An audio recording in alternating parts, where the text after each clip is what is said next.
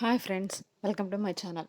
రేపు అనగా మహాలయ అమావాస్య, అక్టోబర్ 2వ తేదీ మహాలయ అమావాస్య. అమావాస్య రోజు మనం లక్ష్మీదేవిని పూజించడం వల్ల లక్ష్మీదేవి అనుగ్రహం కలుగుతుంది. అంతేకాకుండా మహాలయ అమావాస్య మామూలుగా అమావాస్య రోజుల్లోనే తర్పణాలు వదులుతూ ఉంటాము.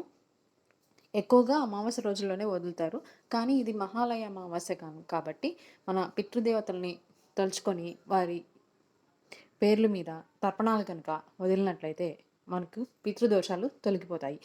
మన ఇళ్లలో ఎవరైతే బంధువుల్లో కానీ స్నేహితుల్లో కానీ మనకు తెలిసిన వాళ్ళు ఎవరైనా కనుక చనిపోయి ఉంటే వారి పేరు మీద కనుక రేపు తర్పణాలు వదిలినట్లయితే వాళ్ళు పైన చాలా సంతోషంగా ఉంటారు. మనం వాళ్ళని గుర్తు చేసుకుంటున్నామని వాళ్ళు సంతోషిస్తారు. అదేవిధంగా పితృతర్పణాలు వదలడం కుదరని పక్షంలో మనం బ్రాహ్మణునికి స్వయం పాకమన్న ఇవ్వడం వలన వాళ్ళ యొక్క అనుగ్రహం పితృదోషాలు తొలగిపోతాయి. మనకు కొన్ని సందర్భాల్లో పితృదోషాలు ఎక్కువగా ఉంటాయి. పితృదోషాలు ఉండడం వల్ల మనం అనుకున్న పనులు సరిగ్గా జరగవు.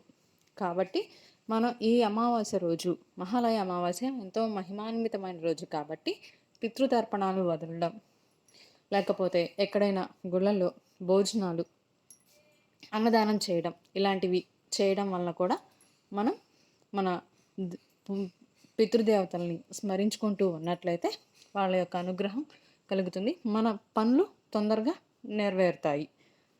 కాబట్టి అమావాస్య రోజు లక్ష్మీదేవి పూజ చేయాలి.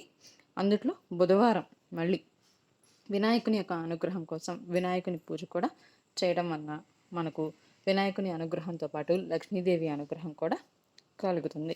పోలాల అమావాస్య రోజు ఎవరైతే పూజ చేయలేదు, ఆచారం ఉండి కూడా చేయలేదు అనుకునే వాళ్ళు ఈ అమావాస్య రోజు కూడా పూజ చేసినట్లయితే మనకి అమ్మవారి అనుగ్రహం కలుగుతుంది. ఈ విధంగా రేపు అమావాస్య రోజున పితృతర్పణాలు వదలాలి. వదలటానికి వీలు కాని వాళ్ళు స్వయం పాకం ఇవ్వడం వల్ల కూడా